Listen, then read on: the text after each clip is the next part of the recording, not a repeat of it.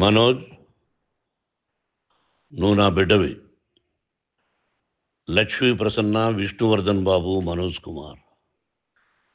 నిన్ను ఎలా పెంచానురా నేను? అందరికంటే నిన్నే గారాబంగా పెంచానురా. నీకే ఎక్కువ ఖర్చు పెట్టి చదివించాలని ప్రయత్నం చేశానురా. నువ్వు ఏది అడిగినా నేను నీకు ఇచ్చానురా. కానీ ఈ రోజున నువ్వు చేస్తున్న పని బిడ్డల గుండెల మీద తంతారంటారే, అలా తన్నేవరా. మనసు ఆవేదనతో కింగిపోతుందిరా. నేను మీ అమ్మ ఏడ్చుకుంటున్నావురా. జర్నలిజం ఉన్నది లేనిది, లేనిది ఉన్నట్టు రాస్తున్నారా. నువ్వు నన్ను కొట్టడం ఏంట్రా? నా బిడ్డ నన్ను తాకలా. ఇద్దరం ఘర్షణ పడ్డాం కొన్ని కారణాల వల్ల. ప్రతి ఫ్యామిలీలోనూ ఉంటాయిరా ఇవి. లేనివాడు ఎవరైనా ఉంటే ప్రపంచంలో ఒకరున్నారేమో, 1% ఉంటుందేమో. అటువంటి వాళ్ళ ఇంటికి వెళ్ళి కాళ్ళు గడిగి నిద్ర పూసుకోవచ్చు.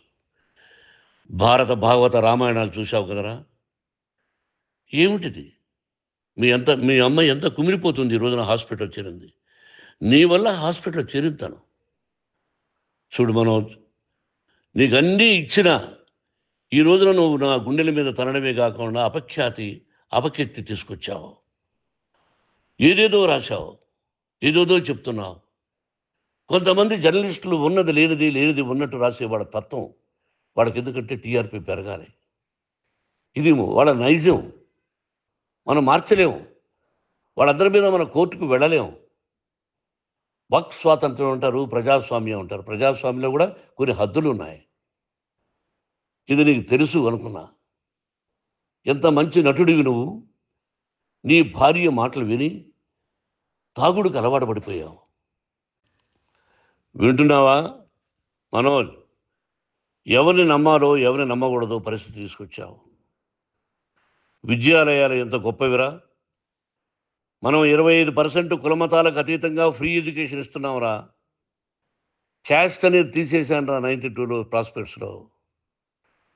నువ్వు చదువుకున్నావురా. అక్కడ చదువుకున్న బిడ్డలు IAS, IPS అయ్యారురా. ఎంతోమంది గొప్పవాళ్ళు అయ్యారురా. నువ్వు నటుడుగా ఎంతో గొప్పవాడివి. తాగుడు కలవాడబడి నువ్వు నీ భార్య ఇంట్లో బిహేవ్ చేస్తున్న విధానం ఆ భగవంతుడు సర్వేశ్వరుడు తెలుసు. భగవంతుడు చూస్తున్నాడు రా. నేను తప్పు చేసినా, నువ్వు తప్పు చేసినా, ఎవరు తప్పు చేసినా. ఎంత అవకాశం ఇచ్చావు మాట్లాడుకునేదానికి అందరికీ. ఇన్ని సంవత్సరాల్లో మన విద్యాలయాల్లో ఒక్క తల్లి కానీ ఒక తండ్రి కానీ ఏమైనా చెప్పారా? ఆ బిడ్డలు మన బిడ్డలు రా. మీరెంతో నాకు అక్కడ ఉన్నవాడు కూడా నా కూతుర్లు, నా కుమారులు. ఎంతమందికి ఫ్రీ ఎడ్యుకేషన్ ఇస్తున్నావు. వాడి దగ్గర ఏది ఆశించలా. నువ్వు ఎందుకు ఇలా తయారైపోయావు?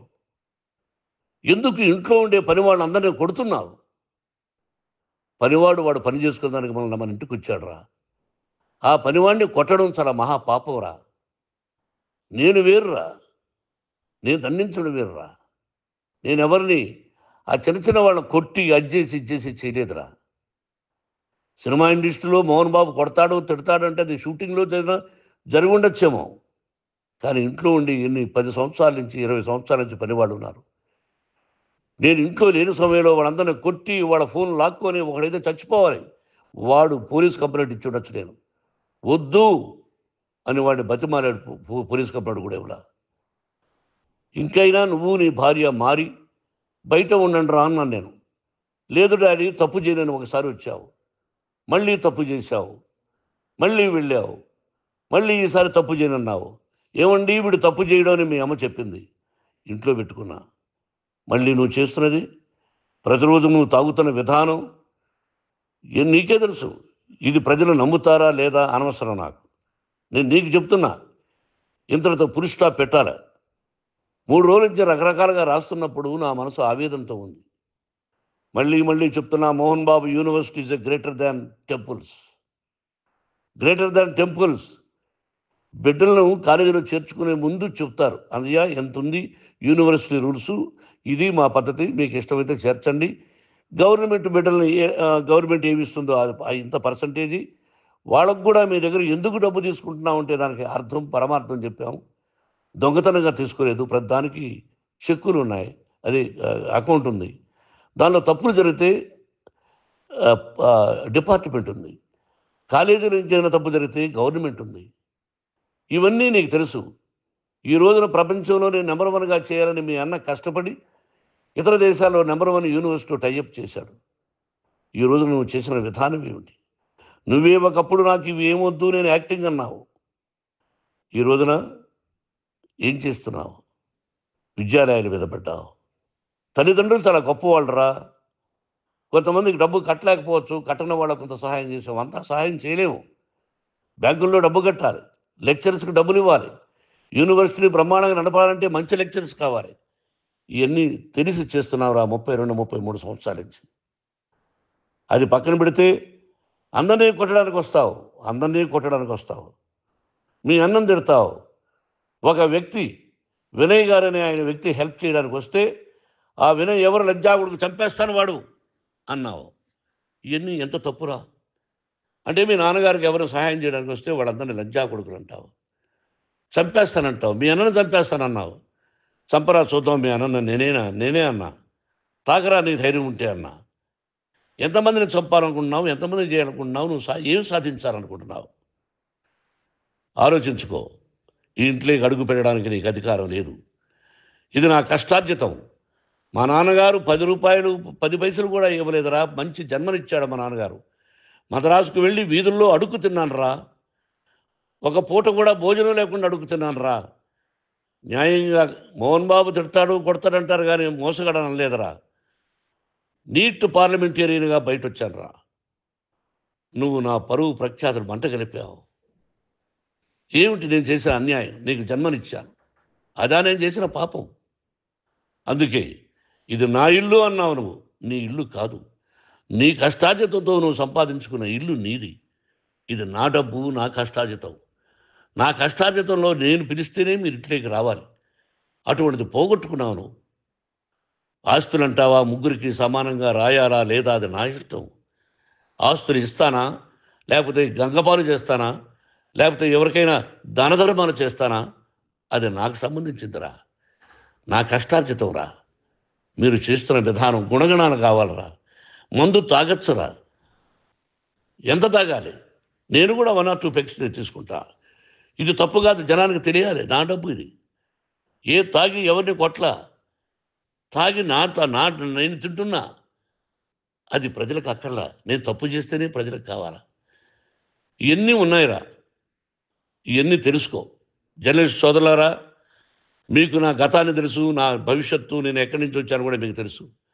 ఈ రోజున మీరు రాస్తున్న విధానం, నా బిడ్డ నన్ను కొట్టాడన్నారు. ఎంత తప్పు. ఈ రోజున నా బిడ్డ మీద కోపంతో అవును చెప్పచ్చు. కాదు, వాడు నా మీద చెయ్యెత్తలేదు. నేను ఘర్షణ పడ్డాం. ఘర్షణ వేరు, కొట్టుకోవడం వేరు. గాయాలతో హాస్పిటల్కి వచ్చి కుంటుగా నడిచాడు. మళ్ళీ ఏమని పోలీస్ స్టేషన్కి వెళ్ళి చెప్పాడు.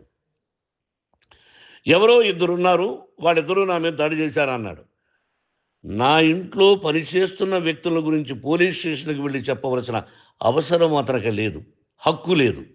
పోలీస్ డిపార్ట్మెంట్ కూడా తెలుసుకోవాల్సిన విషయం. నా ఇంట్లో ఉండే వర్కర్స్ మీద నేను కంప్లైంట్ ఇవ్వాలి. నువ్వు పర్మిషన్ లేకుండా నా ఇంట్లోకి నువ్వు చొరబడి ఈ ఇల్లు నాదంటూ ఇంట్లో పనిచేస్తున్న వర్కర్స్ మీద కంప్లైంట్ ఇచ్చావు. అది ఎంతవరకు పోలీసు న్యాయమో రూల్సో చూద్దాం. పోలీస్ డిపార్ట్మెంట్ ఇంటికి వచ్చింది. వాళ్ళకి రాశాను ఉత్తరం. అయ్యా, నేను సీనియర్ సిటిజన్ని, నాకు రక్షణ లేకుండా ఉంది. నా బిడ్డ వల్ల నా ఇంట్లో నుంచి నా బిడ్డను పంపించేసింది, ఇది నా ఇల్లని. వాళ్ళు నాకు సమాధానం ఇవ్వలేదు. ఇవ్వకపోగా ఎవరిని పట్టించుకోలేదు. ఇప్పుడు పోలీసు వాళ్ళు వచ్చి ఏమండి రూల్స్ ప్రకారం నా బిడ్డ ఇంట్లోకి రాకూడదంటే మాకు హయ్యర్ డిపార్ట్మెంట్, హయ్యర్ అథారిటీ వాళ్ళు ఫోన్ చేశారు, మీరు ఎవరిని స్టాప్ చేయొద్దండి, బయట నుంచి ఎవరైనా వస్తే వాళ్ళని స్టాప్ చేయండి అన్నారు. 2 రోజుల నుంచి 10 మంది 20 మంది వస్తున్నారు.